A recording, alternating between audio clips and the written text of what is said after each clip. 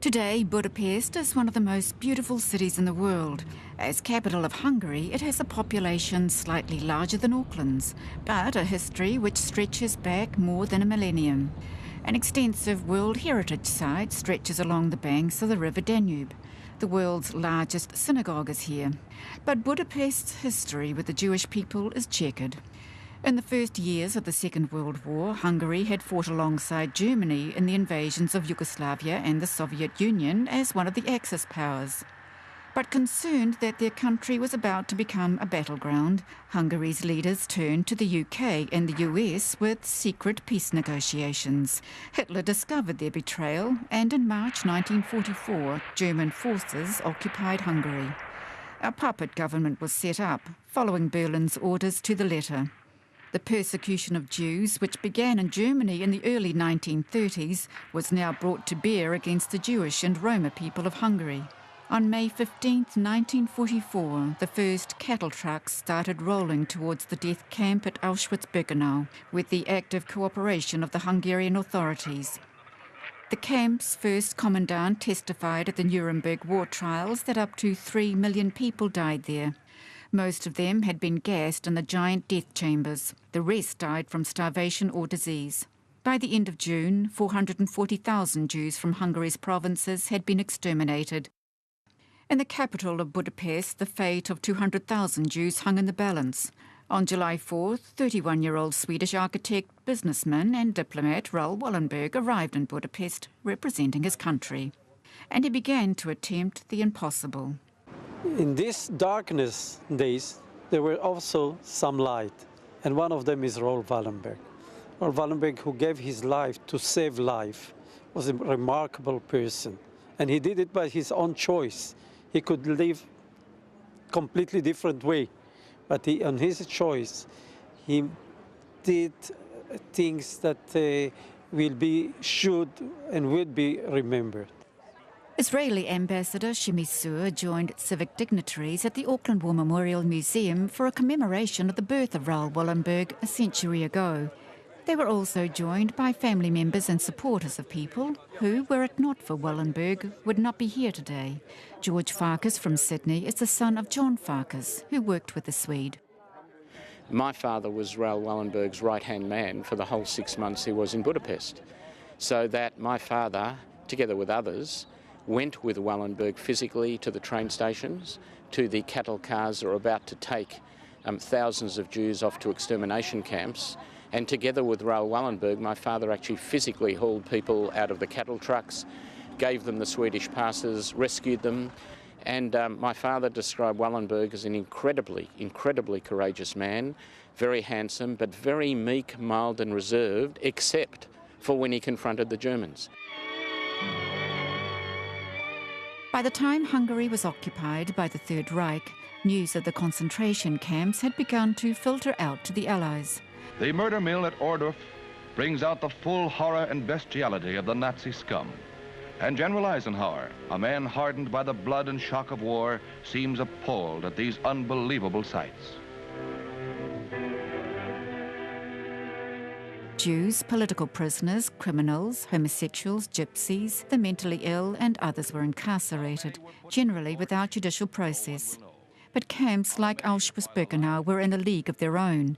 They were extermination camps, established purely for industrial-scale mass murder. Encouraged by the United States, Wallenberg took on the job of saving the Jews of Budapest. The first thing he did was design a protective Swedish passport, printed in blue and yellow with the Swedish coat of arms. Andrew Kruksaina's mother Vera now lives in Auckland. But the fact that she's here at all is thanks to Raoul Wallenberg.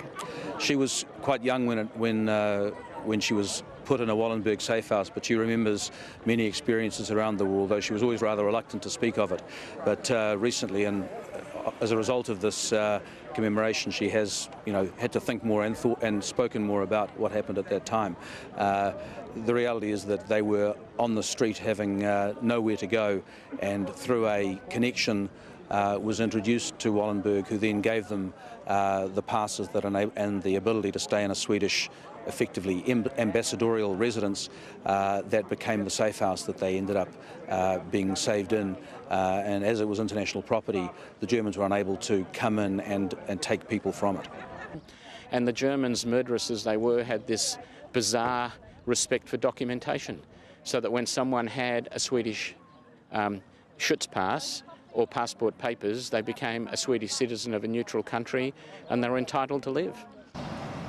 Raoul's story is an extraordinary story. It's very much a human story. And this is a recounting of what Raoul did when he intercepted a trainload of Jews about to leave for Auschwitz. So this is the cheek of the man, his bravery and his courage. He climbed up on the roof of the train and began handing in protective passes through the doors, which were not yet sealed. He ignored orders from the Germans for him to get down. Then the Arrow Cross men began shooting and shouting at him to go away. I believe the Arrow Cross men deliberately aimed over his head, as no one shot him because they were so impressed by his courage. And the Germans in Arrow Cross were so dumbfounded, they let him get away with it.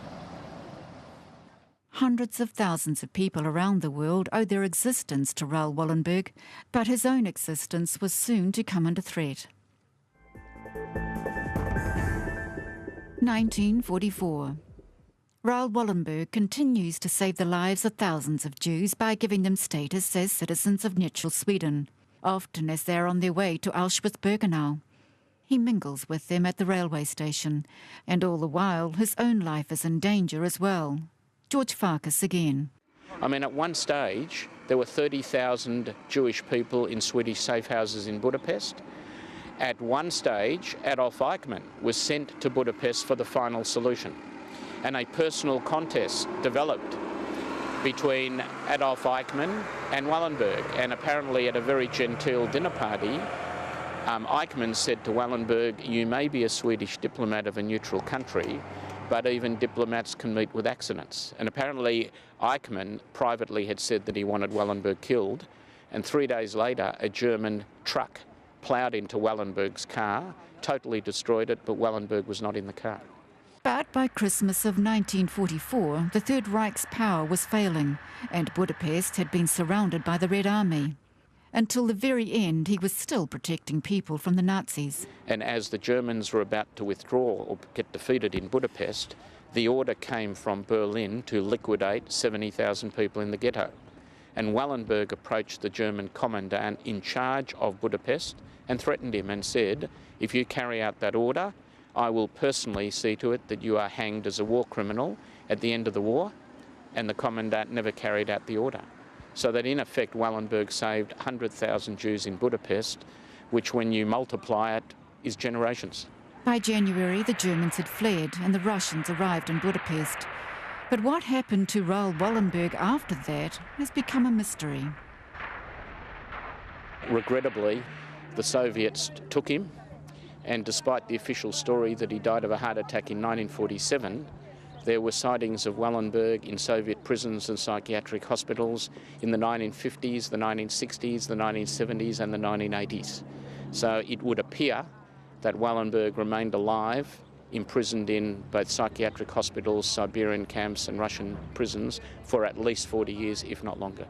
And my father was the last person in the free world ever to speak or see Wallenberg, because as Wallenberg got into the car with his driver to go to the Russians, my father again told him not to go, warned him not to go, and that's when Wallenberg actually uttered his immortal lines which said, "I don't know if I'll be received as a friend or an enemy."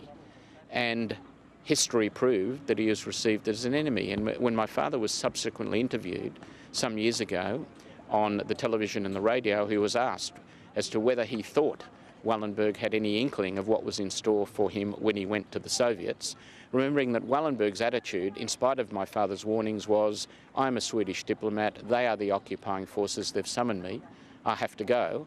And when my father was asked whether he thought Wallenberg had any inkling of what was in store when he said those words, he said he thought he did. By the look in his eyes, he thought Wallenberg had a reasonably fair idea of what was in store for him, and in spite of that, felt it his official duty to go there.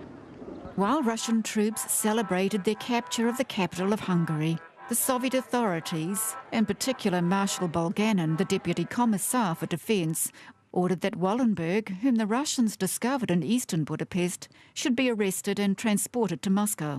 For weeks, the battle for Hungary continued, and in February, Soviet-controlled radio broadcast the news that Wallenberg had been killed, either by Hungarian fascists or the Gestapo. But Soviet records from the time show that Wallenberg was processed and incarcerated in the USSR's notorious security service prison, the Lubyanka. After more than a decade of denying his presence in the Soviet Union, in 1957 Moscow announced that Wallenberg had died in his cell from a heart attack in July 1947 and his body cremated. There were questions about whether he really did die then, but they have never been resolved. Auckland has now become the latest city in the world to have a memorial to the life of Raoul Wallenberg. A Pohutakawa tree now grows in the shadow of the Auckland War Memorial Museum. Andrew Krooksigner and his mother were at the planting ceremony. He says the ceremony had special significance for him. In the Jewish religion, when you bury somebody, when the casket is put in the ground, you place the earth on the casket, and the sound of the earth hitting the casket is a very final moment for the grieving relatives.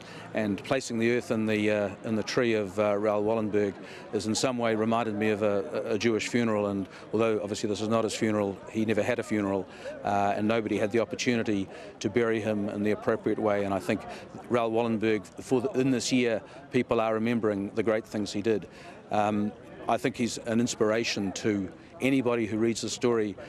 You can see his courage, his bravery, his chutzpah, his absolute cheek, and through you look at authority and what authority makes you do, and it makes you challenge and question whether following the rules is actually the right thing to do. A simple plaque now stands beside that tree in Auckland, reminding us who Raoul Wallenberg was and what he did. On the other side of the world is another memorial. The Avenue of the Righteous Among the Nations was inaugurated in Jerusalem in 1962. 600 trees have been planted around the Yad Vashem site in honour of those non-Jews who risked their lives to save Jews during the Holocaust. Raoul Wallenberg is commemorated there too. Israeli Ambassador Shimi Sur says Wallenberg and what he did will never be forgotten. We never ever forget somebody who did help in time of hardship. His memory should be kept. His memory is a legacy to Jewish people, but many, many people. It's a universal message to help, to support, to save. This is what we should all do, and hope with this kind of deeds, Holocaust event will never ever repeat anywhere else, anywhere in the world.